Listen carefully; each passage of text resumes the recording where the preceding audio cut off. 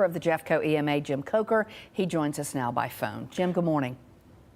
Janice, good morning. I know it's been a horrible morning. Yes, yeah. I know it's been a long night and a very difficult night. What can you tell us about the extent of the damage? We've obviously seen some of it, but officially, what can you tell us?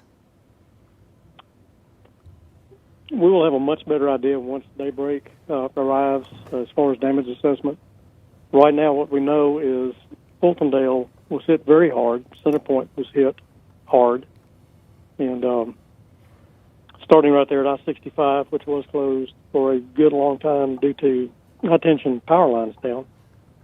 We've seen a lot of retail damage right through the heart of Fultondale, and then some retail and residential damage moving on into Center Point. Jim, what can you tell us about any rescue efforts that are underway? Do you have any information on that? Janice, right now it's still very fluid and rescue efforts are still underway. Search and rescue will be continuing on through well past daylight. Pardon my frog in the throat here. That's okay. It's quite all right. And what areas, can you confirm what areas are both Center Point and Fultondale that people are being rescued or searched for right now? Right now it was the main corridor through Fultondale, the hotels and so on, and then on into the residential areas that extend out toward Carson Road, toward Jeff State. We had multiple fire departments that contribute assets last night. We are really blessed to live in a county that has a lot of good firefighters, a lot of good law enforcement, a lot of good public works. They all work together. And last night, 5 heavy rescues were sent to assist looking for victims.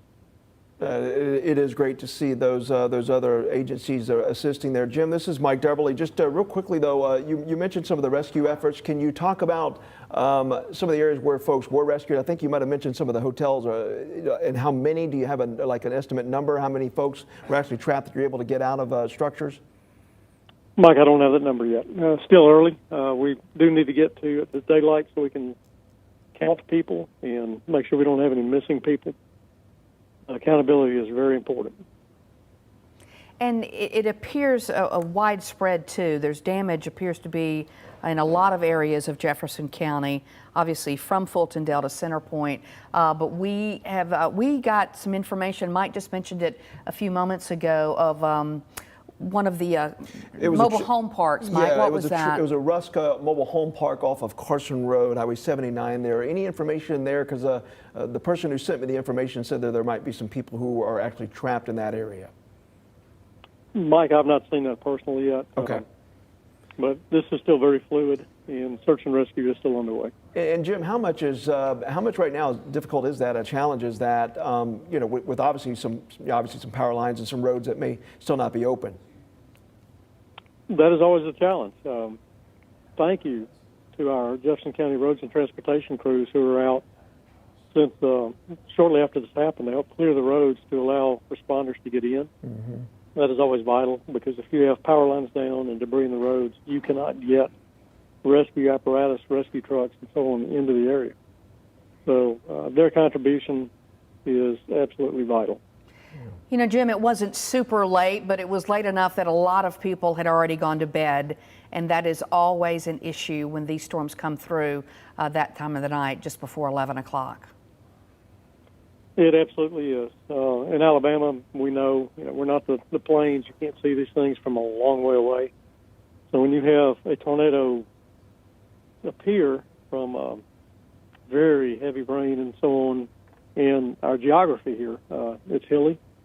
They're very hard to see, and that's what happened last night.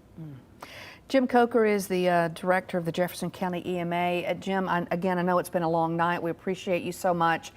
We will check back with you, though, shortly as you get updates as well, if that's okay. It is absolutely okay. Thank you very much. You can see here some of the extensive damage that was caused by the tornado earlier this morning here in Fultondale. We talked to Assistant Fire Chief here who said that there have been reports of multiple injuries. They have not confirmed yet fatalities at this time, but they are still doing search and rescue right now. It's just something that we will keep you updated on as we learn more throughout the day. But as you can just see here, some of that damage, roofing torn off, siding of the building torn off. You can see inside of rooms and some of the siding on top of cars as well. So something that we will keep an eye out as we learn more about how those rescue efforts are going throughout the day, throughout the area.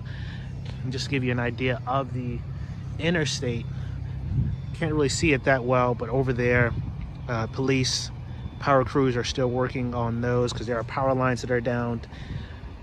They're trying to direct traffic as well, so definitely something that you have to keep an eye out for if you have to come over here to the Walker Chapel Road exit here in Fultondale.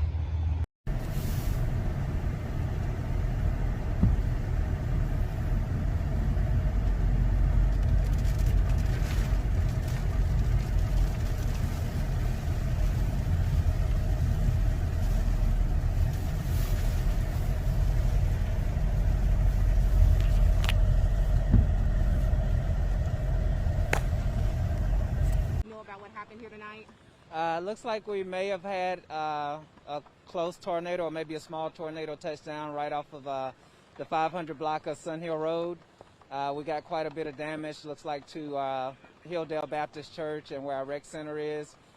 Because it's dark, we can't tell the real extent, but it looks like we'll have a long day ahead of us tomorrow. Absolutely. Can you talk to me about the damage? This is the steeple off of the roof here of the church on Sun Hill. Yes, looks like the back half of the roof is missing on the church, so we expect quite a bit of damage, water damage, because it's starting to rain again. So hopefully we can get everything covered up. We'll start early tomorrow. And I know you say you're grateful that no one over here is hurt. Right, we don't have any injuries to report right now, so we're definitely grateful for that. Hopefully we don't have any, lingering things that happen. So. Everybody stay in, stay safe, and we'll keep you updated.